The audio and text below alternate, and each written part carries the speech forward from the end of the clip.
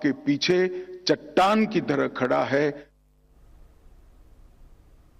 आइए सीधे तस्वीरें दिखाएंगे आपको अयोध्या की, जहां पर सीएम योगी संबोधन करें। क्या कुछ कह रहे हैं आइए सुनवाएं। यहाँ के रक्षक देवता के रूप में तो हनुमान जी महाराज हैं ही, लेकिन अयोध्या के इष्ट देव हमारे मर्यादा पुरुषोत्तम भगवान श्री राम हैं। और राम लला का दर्शन करने के लिए 500 वर्षों के अंधकार को दूर करने के लिए प्रधानमंत्री मोदी जी के नेतृत्व में जो कार्य हुआ है, बहनों और भाइयों, यह सनातन धर्म के इतिहास का एक अत्यंत अद्भुत, अभिनंदनीय ऐसा कार्य हुआ है जिसके बारे में आज के दिन पर तुम कह सकते हैं न भूतो न भविष्यति। हां, आने वाले समय में ये चीजें आगे बढ़ेंगी, लेकिन आज के दिन पर जो लोगों के लिए, पिछली सरकारों के लिए जो असंभव दिखता था, वह प्रधानमंत्री मोदी जी ने संभव बना करके, ये डबल इंजन की सरकार ने डबल स्पीड के साथ चल करके अयोध्या को उसका गौरव प्रदान करने का काम किया है। हमारे पूज्य संत आज इस बात का एहसास करते होंगे। याद करिए 2014 के पहले, 2017 के पहले अयोध्या के, हनुमानगढ़ी के या देश भर के संत जब इधर उधर कहीं जाते थे, यात्रा के दौरान कितनी कठिनाई होती थी, कितनी परेशानी होती थी। लोग आदर के भाव से नहीं देखते थे, लोगों के मन में सरदार सम्मान का भाव नहीं दिखता था। जो परिचित थे वे भले ही सम्मान दे दें, लेकिन कोई अपरिचित सम्मान नहीं देता था। आज मैं गारंटी के साथ कह सकता हूं, आज के दिन पर आप देश के अंदर कहीं जाएंगे, अयोध्या का नाम बोलेंगे, राम जन्मभूमि का नाम बोलेंगे, हनुमानगढ़ी का नाम बोलेंगे, सामने वाला व्यक्ति आपके सामने झुक करके आपको सम्मान देता हुआ दिखाई देगा।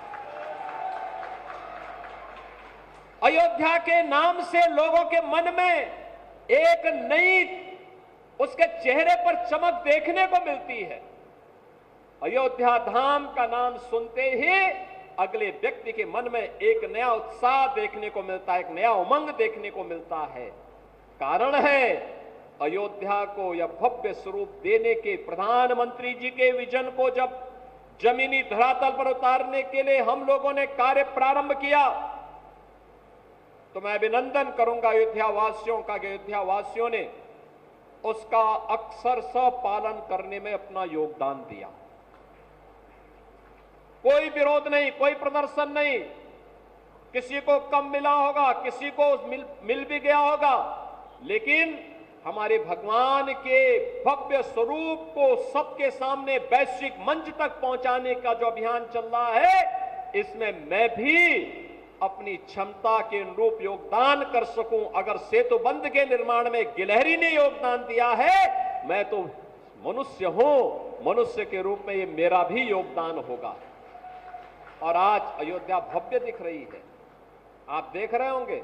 अब कोई भी अयोध्या आता है, प्रश्न नहीं खड़ा करता हमारे सामने।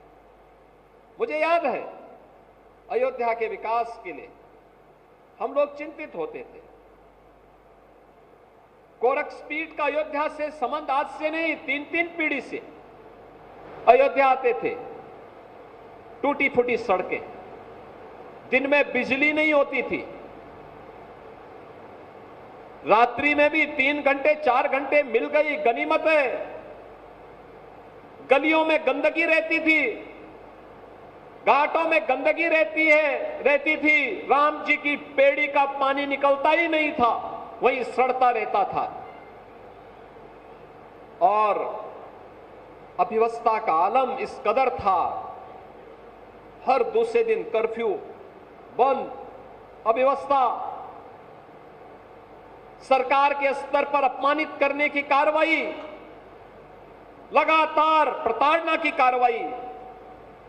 अयोध्या एक गुमनाम सिटी के रूप में अपने अस्तित्व के लिए जूझ रही थी।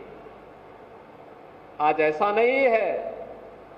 याद करिए जब पहली बार हम लोगों ने अयोध्या धाम में 2017 में दीपोत्सव के कार्यक्रम के साथ हम जुड़ने के लिए आए थे। मेरा विश्वास था ये दीपावली तो अयोध्या ने दी है दुनिया को, भारत को दिए सनातन धर्म का प्रमुख पर्व और त्योहार अयोध्या ने दीपावली के रूप में दिया है, और भगवान श्री राम ने विजयादशमी का पर्व भी लंका विजय के उपलक्ष्य में इसी अयोध्या की देन है। तो लोग जब बोलते थे कैसे होगा, हमने कहा होगा, अयोध्या का वैभव आएगा, जरूर आएगा, कोई रोक नहीं पाएगा। दीपोत्सव के कार्यक्रम के साथ हम जुड़ने के लिए आए थे, और मुझे याद है यहां के सभी पूज्य संत जन एक साथ एक मंच पर आकर के भगवान का अभिषेक करने के लिए उन्होंने भी पूरा योगदान दिया। और आज देखिए आपकी जो कृपा उस समय थी, उसके उपरांत फिर 5 अगस्त 2020 को जब नवंबर 19 में राम जन्मभूमि का फैसला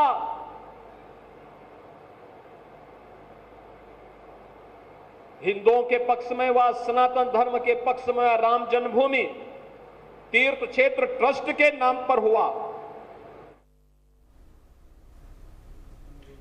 तो अयोध्या से सीएम योगी को आपने